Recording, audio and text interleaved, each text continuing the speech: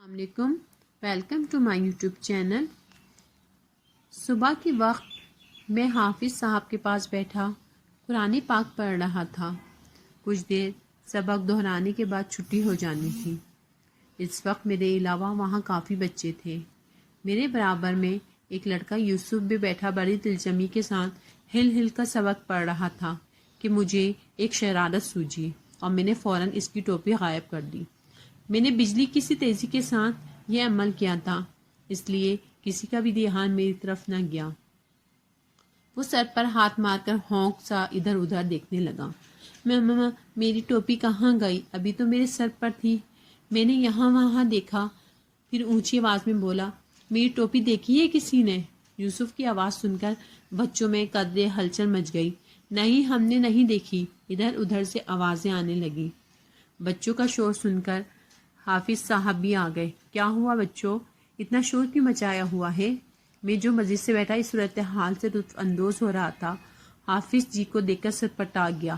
یوسف کے بتانے پر حافظ جی نے فوراً بھاپ گئے کہ یقیناً میرا ہی کارنامہ ہے۔ انہوں نے آنکھوں کے اشارے سے مجھے ٹوکا۔ میں نے فوراً اسے ٹوپی یوسف کی پچھلی سائڈ پر رکھ دی۔ ٹوپی ملنے پر ایک بچہ بولا، تمہارے پیچھے ہی پڑی تھی یوسف، تم نے دھیان سے نہیں دیکھا؟ نہیں، میں نے دیکھا تھا لیکن مجھے نظر نہیں آئی، یوسف بولا۔ بچوں، ٹوپی مل گئی ہے تو اب بحث کرنے کی ضرورت نہیں۔ تم لوگ اب چھٹی کرو اور گھر جاؤ، اور تم گھر جانے سے پہلے میری بات سن کر جانا، حافظ جی نے میری طرف اشارہ کرتے ہوئے کہا۔ جی حافظ صاحب، میں نے مری مری آواز میں کہا۔ بچوں کے جانے کے بعد انہوں نے مجھے پاس بلایا اور کہنے لگے، دیکھو بیٹا، میں نے تمہیں پہلے بھی سمجھایا تھا، تم نے اگر یہاں پڑھنا ہے تو شرارتیں نہیں کرنی اور نہ ہی اپنی اصلیت ظاہر کرنی ہے۔ ایسا کرو گے تو باقی بچے خوفزدہ ہو جائیں گے۔ اب اگر تم نے ایسی حرکت کی تو میں تمہیں نہیں پڑھاؤں گا، سمجھے تم؟ جی میں آئندہ اس بات کا خیال رکھوں گا، میں ادب سے بولا۔ ٹھیک ہے، تم جا سکتے ہو۔ ان کے کہنے سے میں وہاں سے فوراً غائب ہو گیا۔ میں جو کہ بہت مزے سے ہوا میں تیر رہا تھا کہ اچانک میری نظر نیچے ایک شخص پر پڑی۔ اس کے بعد سے سر خالی تھا۔ وہ کچھ سامان پکڑے اپنے گھر کی جانب روان تھا۔ اس کی ٹن دیکھ کر میرے رگ شرارت پھرک اٹھی۔ اسی کے شخص کے پیچھے ایک اور آدمی چلا آ رہا تھا۔ میں نے ایک زوردار تھپڑ اس کے سر پر مارا۔ تھپڑ پڑتے ہی وہ آدمی دور درد سے تڑپ اٹھا اور غصے سے اس نے پیچھے کی جانب چلتے آدمی کو دیکھا۔ تم نے میرے سر پر تھپڑ مارا؟ ہاں، وہ غصے سے بولا۔ دوسرے آدمی بھوکلاتے ہوئے انداز میں کہا، ارے بھائی، کیا ہو گیا ہے؟ میں آپ کو کیوں تھپڑ ماروں گا؟ ایک تو تم غلطی کرتے ہو، اوپر سے جھوٹ بھی بولتے ہو۔ یہ کہتے ہی وہ ہاتھا پائی پر اتر آیا اور دونوں لڑنا شروع ہو گئے۔ میں مسجد سے سائڈ پر کھڑا ان کو راہگیروں کی لڑائی ہوتے ہوئے دیکھ رہا تھا۔ پھر میں اپنی منزل کی جانب چل دیا۔ حافظ صاحب کے گھر پہنچ کر میں نے انسانی شکل اختیار کی اور اندر داخل ہو گیا۔ آج میرا قرآن پاک مکمل ہو جانا تھا۔ میں بھی باقی بچوں کے ساتھ جا کر بیٹھ گیا اور سبق دہرانے لگا۔ اتنے میں آسمان پر کالے بادل چھا گئے اور باہر بارش برسنے لگی۔ بارش کے برسنے کی وجہ سے بچوں کو لیٹ چھٹی ہوئی اور باہر اندھیرا چھا گیا۔ حافظ جی کی بیگم کو کھانا پکانے کے لیے لکڑیاں چاہیے تھیں۔ میں چونکہ ابھی وہیں تھا تو میں نے کہا، میں لا دیتا ہوں آپ کو لکڑیاں۔ ان کے منع کرنے کے باوجود میں 2 منٹ میں پورے مہینے کی لکڑیاں اٹھا لایا اور ساتھ لالٹین کا تیل بھی۔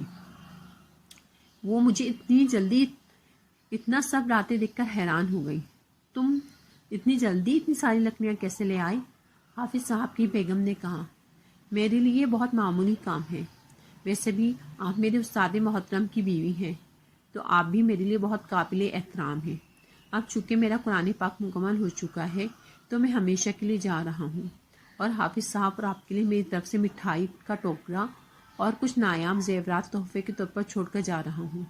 حافظ جی کی بیگم کو حیران پریشان چھوڑ کر میں فوراً باہر نکل کر غائب ہو گیا۔ میں عالیہ نور ایک جن زاد ہوں۔ میں اپنے ماں باپ کے ساتھ ایک قبیلے میں رہتا ہوں۔ ہم جن چونکہ ویران جگہوں پر یا کسی بھی سوراخ کے اندر پورے قبیلے کے ساتھ آباد ہو سکتے ہیں، سو ہم لوگ بھی آج کل ایک درخت کے اندر موجود سوراخ میں رہائش پذیر ہیں۔ ہمارا پورا قبیلہ اس میں بآسانی سمایا ہوا ہے۔ گھر جاتے ہی ابا کو میری شرارتوں کا علم ہو چکا تھا۔ سو میرے پہنچتے ہی انہوں نے مجھے عدالت میں بلا لیا۔ تمہیں 1000 مرتبہ کہا ہے کہ آدم زادوں سے دور رہو، ان سے ہمارا دور ہی رہنا بہتر ہے، ورنہ وہ تمہیں نقصان بھی پہنچا سکتے ہیں۔ انہوں نے قدرے غصے سے کہا، نہیں ابا، وہ لوگ تو ہم سے بہت ڈرتے ہیں، ہمارا نام سنتے ہی تھر تھر کانپنے لگ جاتے ہیں۔ ان میں ہر کوئی ڈرنے والا نہیں ہوتا، کچھ خطرناک عامل یا شیطان کی پوجا کرنے والے بھی ہوتے ہیں، جو تمہیں اپنا غلام بنا کر ہمیشہ کے لیے قید کر سکتے ہیں۔ اس لیے بہتر ہے کہ ان سے دور رہو، ورنہ میں تمہارا آدم زادوں کی بستی میں جانا بند کر دوں گا۔ سنا تم نے؟ ابا نے دھمکی دیتے ہوئے بولے۔ ٹھیک ہے ابا، اوپری دل سے میں نے کہا، لیکن اندر سے میرا پورا ارادہ آدم زادوں کو تنگ کرنے کا تھا۔ مجھے بہت مزہ آتا تھا جب میں انہیں تنگ کرتا تھا، اور وہ مجھے دیکھ نہیں پاتے یا ڈر کر بھاگ جاتے تھے۔ مجھے عجیب سی خوشی ہوتی تھی۔ آدھی رات کا وقت تھا، میں اپنی موجوں میں ایک قبرستان سے گزر رہا تھا کہ اچانک میری نظر وہاں کالا جادو کرنے والے ایک عامل پر پڑی، جو پتہ نہیں ایک قبر کے پاس کھڑا کیا کر رہا تھا۔ اپنی عادت سے مجبور میں فوراً اس عامل کے پاس جا کر کھڑا ہو گیا۔ میرے کھڑے ہوتے ہی وہ میری موجودگی بھانپ گیا اور اس نے میری طرف گھور کر دیکھا۔ اس کی آنکھوں میں یوں گمان ہو رہا تھا کہ شعلے نکل رہے ہوں۔ میں نے عموماً ہمیشہ آدم زادوں کو خود سے ڈرتے دیکھا تھا، لیکن یہ پہلا انسان تھا جو مجھ سے ڈرنے کی بجائے نہ صرف مجھے دیکھ سکتا تھا بلکہ الٹا مجھے ہی ڈرانے کی کوشش کر رہا تھا۔ یہ دیکھ کر مجھے اپنے جناتی صفات کی بنا پر فوراً غصہ آ گیا اور میں اس پر حملہ کرنے ہی لگا تھا کہ اچانک اس نے مجھ پر کچھ پڑھ کر پھونک دیا اور مجھے یوں لگا جیسے مجھے کسی نے انگاروں پر ڈال دیا ہو۔ میں تکلیف سے دو رہا ہو رہا تھا۔ ایک تو تم میرے کام میں خلل ڈال رہے ہو اور اوپر سے مجھ پر حملہ کر دیا۔ تم جانتے نہیں میں کتنا طاقتور عامل ہوں، تم جیسے جنات کو تو میں یوں چٹکی میں مسل دوں گا، وہ نخوت بھرے لہجے میں بولا۔ اتنی تکلیف میں بھی مجھے اس کی بات سن کر غصہ آ گیا۔ میں نے اس کے پاس پڑا سفود سے بھرا پیالہ اٹھا کر اس کے منہ پہ دے مارا۔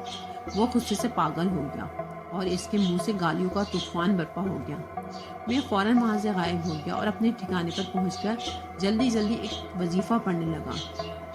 جو میں وظیفہ پڑھتا گیا تب مجھے افاقہ ہونے لگا۔ پھر میں نے نماز پڑھی اور اللہ کے حضور توبہ کرنے لگا۔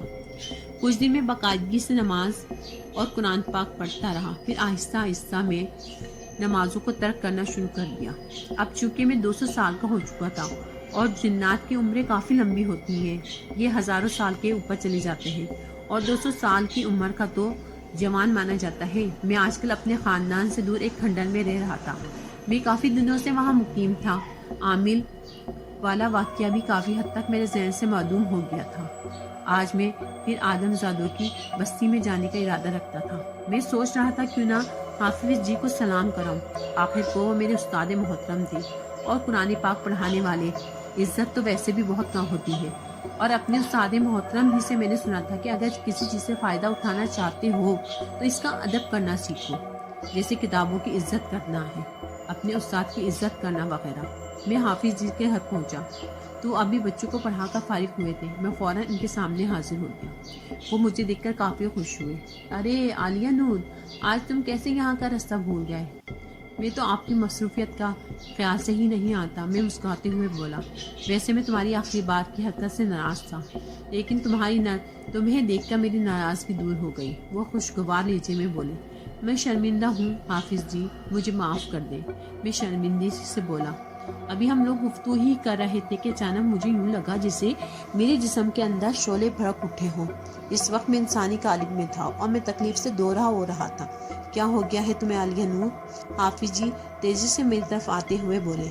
پھر انہوں نے منہ میں کچھ پڑھنا شروع کر دیا۔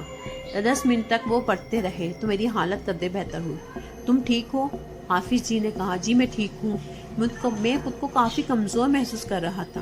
یہ اچانک تمہیں کیا ہوا تھا؟ میں خاموشی کے ساتھ بیٹھا رہا اور کوئی جواب نہ دیا۔ عالیہ نور، کہیں تم دشمنی تو نہیں کسی کے ساتھ؟ دیکھو اگر ایسا کچھ معاملہ ہے تو مجھے بتا دو، ہو سکتا ہے میں تمہاری مدد کر سکوں۔ اس دن عامل کے ساتھ پیش آنے والا واقعہ میں نے دہرا دیا۔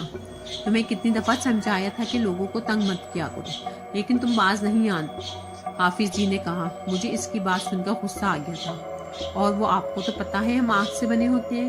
غصہ تو جنات کی بہت جلدی آ جاتا ہے۔ میں نے کہا تمہارے خیال سے وہ عامل بدلہ لینے کے لیے یہ سب کر رہا ہے؟ وہ پرسوچ انداز سے بولے ممکن ہے ایسا ہی حافظ جی۔ پھر وہ اٹھ کر دوسرے کمرے میں چلے گئے اور جنات سے متعلق کتاب اٹھا لائے۔ کچھ دیر اس کتاب سے مطلوبہ مواد ڈھونڈتے رہے۔ کتاب بند کر کے انہوں نے سائٹ پر رکھی اور یہ علامہ ظاہر کرتی ہے کہ وہ تمہیں تسخیر جن کا عمل کرنے کی کوشش کر رہا ہے۔ ابھی وقتی طور پر تم نے رکاوٹ ڈال دی ہے لیکن دوبارہ کوشش کرے گا۔ بہتر ہے تم اس کا مستقل کوئی حل ڈھونڈو۔ میں تمہیں ایک وظیفہ دے رہا ہوں، 10 دن مسلسل کرنا ہے۔ ان کی ہدایت کو میں نے ذہن نشین کری اور اجازت لے کر میں اپنے ٹھکانے پر آ گیا۔ وظیفہ میں نے کرنا شروع کر دیا۔ ابھی وظیفہ شروع کیے 5 دن ہوئے تھے کہ اچانک مجھے لگا میرے ٹھکانے پر کوئی آ گیا ہے۔ کھنڈر میں وہ لوگ سیر و تفریح کے غرض سے آئے تھے۔ انہیں دیکھ کر گمان تو یہی ہو رہا تھا کہ میں دوبارہ وظیفہ کرنے کی غرض سے بیٹھ گیا۔ ابھی کچھ دیر گزری تھی کہ انہوں نے بھی بھجن گانا شروع کر دیے۔ مجھے ایک دم شدید غصہ آیا اور انہیں سبق سکھانے کے ارادے سے آگے بڑھا، لیکن ان کے گرد نادیدہ حساس سے ٹکرا گیا اور دور جا گیا۔ مجھے مزید غصہ آیا۔ میں نے پھر ان پر حملہ کرنے کی کوشش کی لیکن پھر میرا وہی حال ہوا۔ غصے کی وجہ سے مجھے کچھ سوچنے سمجھنے کی کیفیت ہی نہ رہی تھی۔ میں بار بار اس حساس سے ٹکرا رہا تھا۔ تھک ہار کر میں بیٹھ گیا۔ وظیفے کا وقت نکل چکا تھا کیونکہ ایک ہی وقت میں روز کرنا تھا۔ بھجن کی آواز آنا بھی بند ہو چکی تھی۔ میں نے دیکھا تو وہ لوگ بھی جا چکے تھے۔ میرے وظیفے کے دوران خلل ڈالنا ہی ان کا مقصد تھا۔ یقیناً اس عامل نے انہیں بھیجا ہوگا۔ ابھی میں سوچ رہا تھا کہ اچانک مجھے لگا میرے شعلوں میں گر گیا ہوں۔ یہ تکلیف اس دن سے تکلیف سے زیادہ تھی۔ میں ادھر ادھر درد کی شدت سے لوٹ پوٹ ہو رہا تھا۔ کچھ دیر بعد ہوش و حواس سے بیگانہ ہو گیا۔ جب مجھے ہوش آیا تو مجھے وہی درد ہونے لگا۔ اس تکلیف کی وجہ سے میں وظیفہ نہ کر سکا۔ کچھ دن تک تو وہ عامل مجھے تسخیر کرنے والے امر کو خود کا غلام بنانے میں کامیاب ہو گیا۔ اب مجھے اس کے غلام کے طور پر حاضر ہونا تھا۔ آج رہ کر مجھے ابا کی نصیحتیں یاد آ رہی تھی، لیکن افسوس اپنے بڑوں کے تجربے پر ان کی باتوں پر عمل کرنا بعض اوقات شدید نقصان اٹھاتے ہیں۔ یہی وجہ میرے ساتھ ہوا تھا۔ میں عامل کے سامنے کھڑا بے بسی کے تصویر بنا ہوا تھا اور وہ مجھے بہت غرور اور تمسخر سے دیکھ رہا تھا۔ میرا دل تو کر رہا تھا کہ اٹھا کر پٹخ دوں، لیکن چونکہ وہ مجھے اپنا غلام بنا چکا تھا اس لیے میں کچھ نہیں کر سکتا تھا۔ اس دن تو بہت غصہ دکھا رہا تھا۔ آج کیا ہوا؟ وہ مذاق اڑانے والے انداز سے گویا ہوا۔ میں خاموش کھڑا رہا۔ کچھ دیر وہ اپنی تیز نگاہوں سے گھورنے لگا، پھر بولا